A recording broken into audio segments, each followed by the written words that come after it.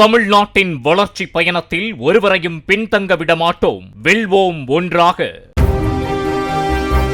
வழக்கமாக தேர்தல் அறிக்கையை ஹீரோ என்று சொல்லும் திமுகவை 2026 தேர்தலில் வீட்டுக்கு அனுப்பப்போகும் வில்லனாக அவர்களது தேர்தல் அறிக்கை மாறியிருப்பதாக முன்னாள் அமைச்சர் கடம்பூர் ராஜு கூறியுள்ளார். தூத்துக்குடி மாவட்டம் எட்டயபுரத்தில் அதிமுக சார்பில் நடைபெற்ற எம்ஜிஆர் பிறந்தநாள் விழாவில் பேசிய அவர், தேர்தல் அறிக்கையில் கொடுத்த வாக்குறுதிகளை திமுக நிறைவேற்றாததால் அவை ஏவுகணையாக வந்து திமுகவை தாக்கும் என்றார்.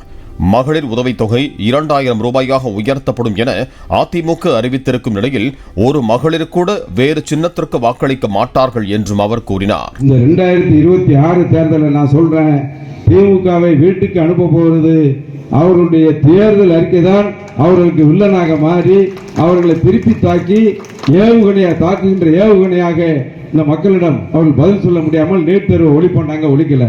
கல்வி கடன் நகைக்கடன் தள்ளுபடியாச்சா? அது இல்லை. கேஸ் சிலிண்டருக்கு மானியம் 100 ரூபா மாசம் தராங்கல்ல, கொடுத்தாங்களாமா? உங்களுக்கு வந்துச்சா? வரல. தமிழ்நாட்டின் வளர்ச்சி பயணத்தில் ஒருவரையும் பின்தங்க விடமாட்டோம், வெல்வோம் ஒன்றாக. பிளே ஸ்டோர் மற்றும் ஆப் ஸ்டோரில் இருந்து பாலிமர் செயலியை QR கோடு மூலம் பதிவிறக்கம் செய்யுங்கள்.